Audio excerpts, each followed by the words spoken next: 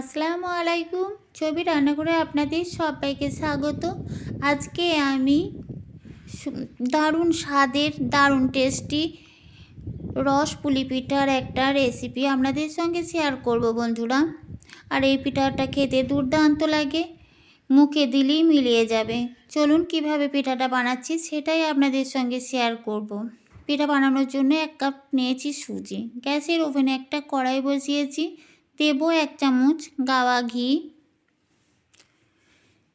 গাওয়া ঘিটা গরম হয়ে গেছে। এখন সুজিটা ওই ঘিয়ের মধ্যে দিয়ে হালকা একটু নাড়াচাড়া করে নেব বন্ধুরা। খুব লাল লাল করে ভাজবো না। আমার চ্যানেলে যদি প্রথমে এসে থাকেন বন্ধুরা, তাহলে আপনাদের কাছে অনুরোধ, আমার চ্যানেলটিকে সাবস্ক্রাইব করে ভিডিওটিতে লাইক দিয়ে ভিডিওটা কন্টিনিউ করুন প্লিজ বন্ধুরা। পুরনো বন্ধুদের অনেক অনেক ধন্যবাদ আমার সাথে থাকার জন্য। প্লিজ বন্ধুরা লাইক দিয়ে ভিডিওটা কন্টিনিউ করবেন। ঘিয়ের মধ্যে সুজিটা যদি একটু ভেজে নেওয়া হয়, এর ফ্লেভারটা খুব সুন্দর আসে। দেব অল্প পরিমাণে লবণ, 1 চিমটি লবণ। সুজিটা ঠিক এরকম ভাজা হয়ে গেছে। সুজিটা আমি কিন্তু লাল করে ভাজি নাই। যে কাপ মেপে সুজি নিয়েছি সেই কাপ মেপেই 2 কাপ জল দেব। 1 কাপ সুজিতে 2 কাপ জল। গ্যাসের আঁচটা মিডিয়াম টু হাই ফ্লেমে রেখে সুজিটা একটু নাড়াচাড়া করে নেব।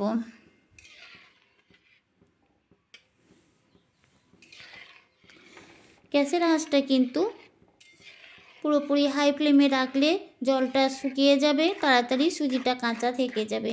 এখন গ্যাসের আঁচটা আমি মিডিয়াম ফ্লেমে রেখে দিয়েছি বন্ধুরা। এভাবে কিছুক্ষণ নাড়াচাড়া করার পর সুজিটা একটা ডোয়ের পরিণত হয়ে যাবে। আর সুজিটা ভালোভাবে সেদ্ধ হয়ে যাবে বন্ধুরা যদি গ্যাসের আঁচটা লো ফ্লেমে রেখে সুজিটা এইভাবে নাড়াচাড়া করেন।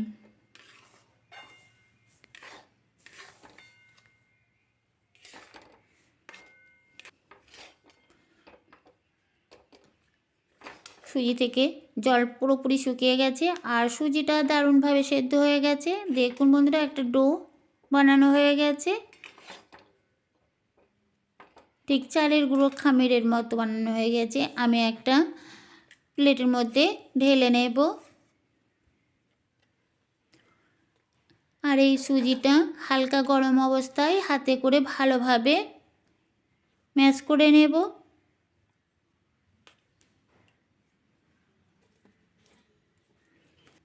এটা একটু হালকা গরম অবস্থাতেই আমি হাতে করে ম্যাশ করে নিয়েছি বন্ধুরা।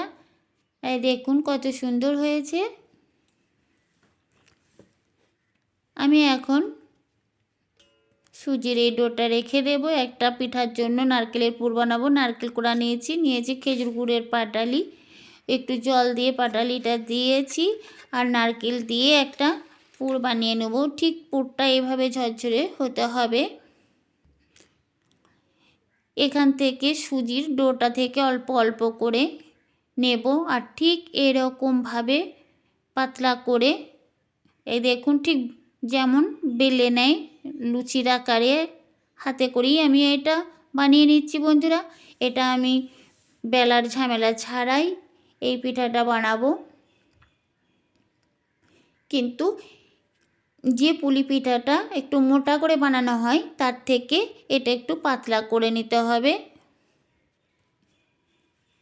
যেমন বেললে যে পাতলা হয় সেই পাতলা, দেখি বুঝতে পারছেন বন্ধুরা, একদম পাতলা করে নিয়েছি।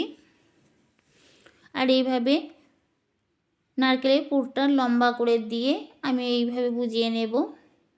এটা খুব সহজেই এই পিঠাটা খুব তাড়াতাড়ি কম খরচে কম উপকরণে বানানো যায় বন্ধুরা। এই দেখুন কত সুন্দরভাবে হয়েছে। আর এটা একটু সরু করেই বানাতে হবে।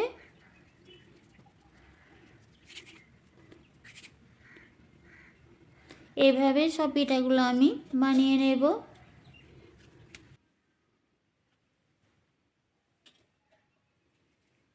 আপনারা চাইলে পাটায় বেলে এই পিঠাটা বানিয়ে নিতে পারেন।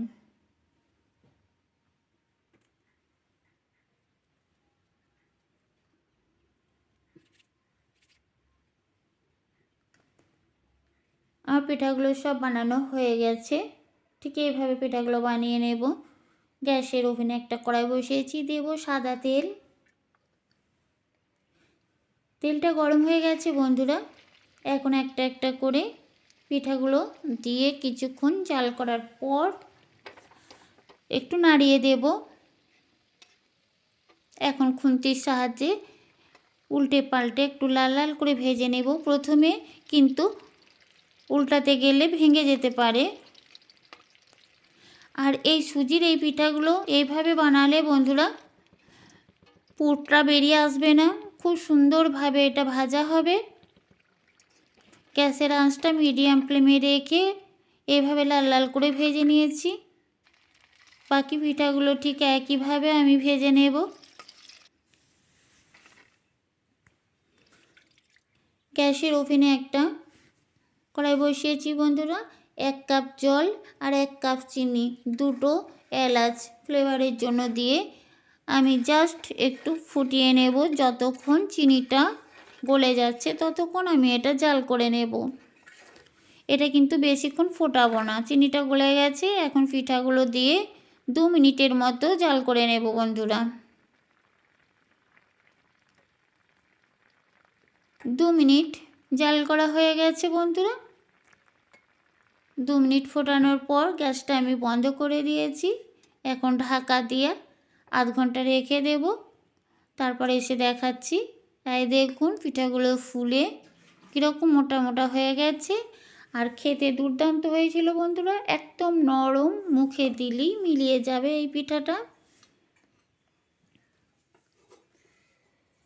আমার এই রেসিপি কেমন লেগেছে অবশ্যই কমেন্ট করে জানাবেন বন্ধুরা। যদি ভালো লেগে থাকে তাহলে চ্যানেলটা সাবস্ক্রাইব করে ভিডিওটিতে লাইক দিয়ে দেবেন আর আমার সঙ্গেই থাকবেন।